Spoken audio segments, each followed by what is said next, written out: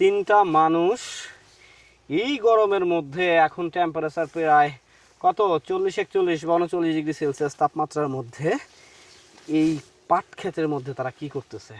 আচ্ছা, আমরা একটু তাদের সাথে কথা বলার চেষ্টা করব।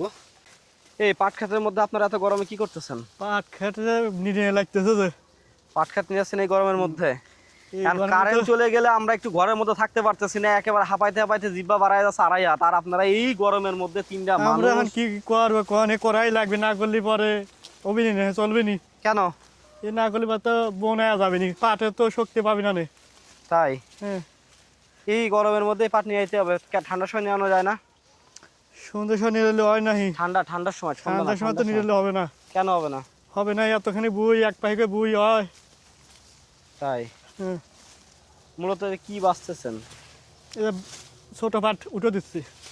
মানে মোটা পাটগুলো থাকতেছে আর হ্যাঁ, ছোটগুলো মোটাগুলো উড়াই ফেলতেছেন। থাকবে, এগুলো আসে ফলন হবে, সেজন্য এগুলো রাখি দিচ্ছি। তাই হ্যাঁ। ছোট পাট থাকলে সমস্যা কি? ছোট পাট থাকলে পরেই ওগুলো মোটা হবে না, আসে কমে যাবো, ফলন তাই? কমে যাবে। মানে এই যে ভিতরে ওই রকম ঘন, আর যখন তুলে ফেলতেছেন এরকম পাতলা হয়ে যাচ্ছে না? হ্যাঁ, একেবারে পাতলা করে দিচ্ছেন। একে পাতলা তাহলে করে কি দিচ্ছি। চিকন পাটগুলো কি সব দ্রুত উপরের দিকে উঠে যাবে না? পচে যাবে পাট তো তলে। আলহামদুলিল্লাহ এখনই তো মাথার উপর উঠে গেছে, কিন্তু আমার প্রশ্ন হচ্ছে এই গরমের মধ্যে আপনারা থাকেন কিভাবে বলেন তো? এই গরমে তো এখন করাই লাগবে, না এগুলো তো পাই নাই, তাই করাই লাগবে। করাই লাগবে। খেত জান করেছি, করতে হবে না। তাই ক্ষেত কি আপনার নিজেরই? নিজেরই খেত ধরেন। নিজেরই ক্ষেত না? হ্যাঁ। যাক, আর এই খেতে যদি এখন এইভাবে থুয়ে দিই, এত পাট পাট বোনার সময় এত বুনছিলেন কে? এই যে দেখেন কি ঘন হয়েছে। এখন এ তো আর মাপে করা যায় না, এগুলো তো হতেই পারে। সরকারি বীজ বলছিলেন নাকি? সরকারি বেশি পাবো কোনে আমরা, সরকারি বেশি দেয় আমাদের। এক পাখি হচ্ছে 26 শতক না? হুম। তা 26 শতক বুঝতে কতটুকু পাটের বেশি বোনেন আপনারা? Half KG. হাফ কেজি করে না? হুম। এই 26 শতক বুইতে হাফ কেজি পাটের বীজ বুনছেন, আর এইরকম জ্বালাইনে জ্বালাইছে। তাহলে বোনার সময় একটু যদি কম বুনতেন তাহলে তো আর এত কষ্ট করা লাগতো না মনে হয় নাকি? কম বললে তো হবে না, পাটে কি কোনো গ্যারান্টি আছে কোনটা হবে কোনটা হবে না? সরকার যদি একটু মাইর খাওয়া বেশি দিত, এই ও শোনা শোনা, সরকার আরে শোনা রে, শোনা নতুন সরকারে পাটের বেশি দিতে এটা মার যায় নাই। শোনা, যে শোনার ফলন ফলেছে, তাই আল্লাহ দিলে হবে নি। এবছর তো সারা দেশে পাটের মনে হচ্ছে ব্যাপক ফলন। মানে ফলন বলতে যে পাট এত সুন্দর পাট মাশাআল্লাহ হইছে, আল্লাহ পাক পাট দিছে এবছর। কৃষকরা যেখানে যেভাবে পাট বুনছে সবার পাটই তো হয়েছে, কারণ বৃষ্টি তেমন হয় নাই। তো পাট তো ভালো হয়েছে, বিশেষ করে আমাদের ফরিদপুর, রাজবাড়ী, পাবনার এইসব অঞ্চলে তো এখনো বন্যার পানি আসে নাই বা এত বৃষ্টিও হয় নাই, হুম। যার জন্য প্রচুর পরিমাণে পাট হয়েছে এবছর। হুম। পাটের তো আসলে আমরা পেঁয়াজের মধ্যে একটা ভালো ফলন আশা করতেছি, তাই না? হ্যাঁ। আচ্ছা, আপনাদের কষ্ট হচ্ছে না এই যে এই গরমের মধ্যে আপনারা সহ্য করে থাকতেছেন কষ্ট তো কেমনে? হয়, কষ্ট হলে এখন করাবো কি কোন, গরিব মাসি কষ্ট দেখে লাভ আছে। তাই গরিব মানুষ কোন? কষ্ট দেখে লাভ আছে না? সমাজের ভিউয়ার্স, আপনারা দেখতেছেন যে আমি মাত্র 5-7 মিনিট বা 10 মিনিট এই মাঠের মধ্যে আসছি। দেখেন আমি অলরেডি ঘেমে কি অবস্থার মধ্যে আছি। তাহলে চিন্তা করেন এই লোকগুলো সারাটা দিন এই সকাল থেকে সন্ধ্যা পর্যন্ত এই জমিগুলোকে এইভাবে পরিষ্কার করতেছে। আসলে পাট চাষ অনেক কঠিন একটা বিষয়, আসলে না দেখলে বুঝতাম না।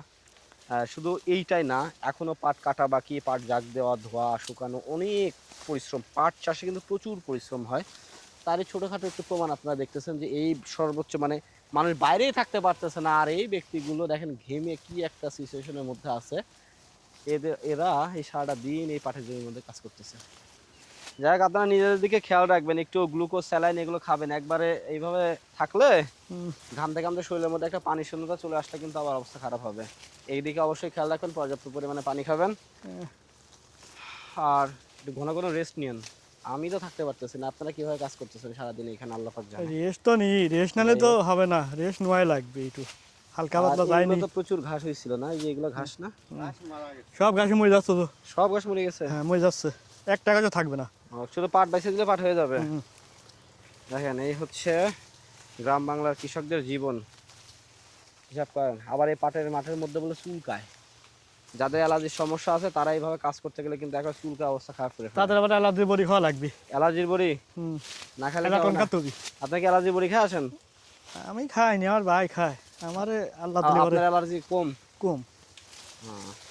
আচ্ছা, আমরা একটু যদি সামনে থেকে দেখানোর চেষ্টা করি, দেখেন কিভাবে বাঁচতেছে।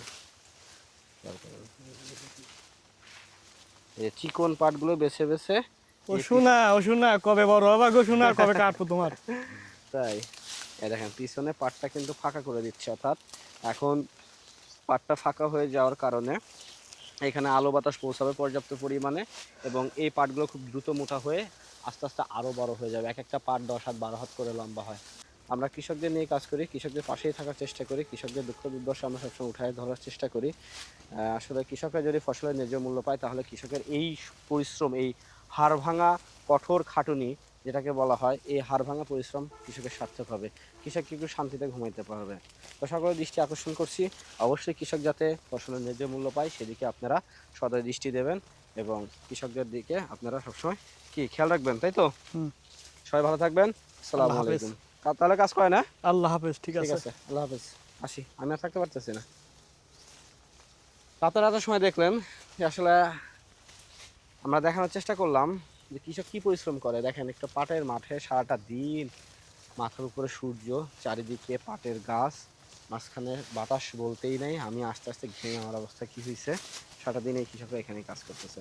তো সবাই ভালো থাকবেন এবং কৃষকদের এই পরিশ্রমের মূল্যায়ন করার চেষ্টা করবেন। সকলের সুস্থতা কামনা করে আজকের মতো এখানে শেষ করছি। আসসালামু আলাইকুম।